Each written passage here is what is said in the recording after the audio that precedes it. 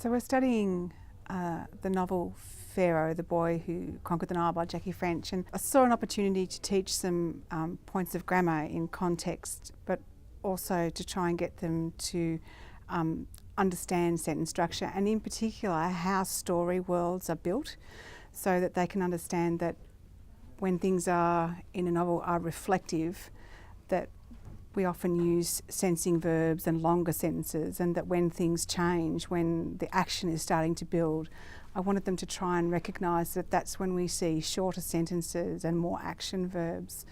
So I started off by just recapping some work that we'd been doing on joining independent clauses with a conjunction.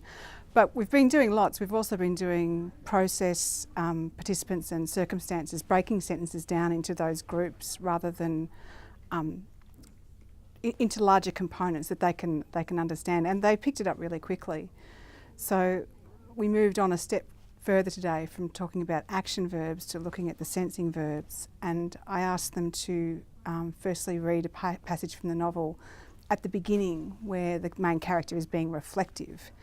And we picked up that the verbs used were the verbs about how he thought and how he felt. And then we looked at a passage a little further along where the action was starting to build towards a crocodile attack. And there we could see that the verbs had changed to action verbs. And the students were able to also identify, without any prompting, that the sentences were shorter and that they used ellipsis because his thought processes were interrupted. So after looking at what sensing verbs were and a definition of them and examples, I then asked students to try and imagine that they were almost putting themselves into the novel and trying to imagine what it was like when the people of Yubu attacked.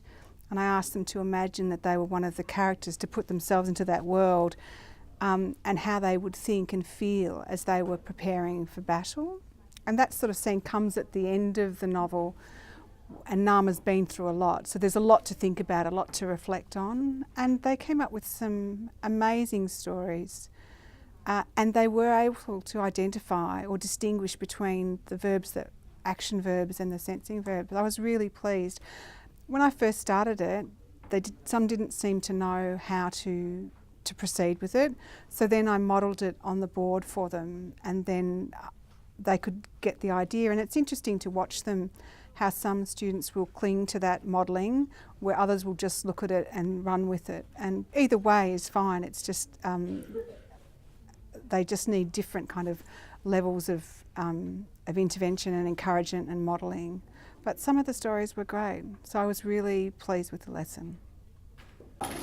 I must. These are my people, and I owe it to them to lead me. I slipped on my breastplate and my crown. Standing up, I grabbed my bow and spear, but when I turned and looked at Nyntho, she had no armour. Nyntho, where is your armour? I have no armour. Someone get Nyntho some armour, I yelled. I thought that if she didn't have any armour, she may die. Oh, that was beautiful.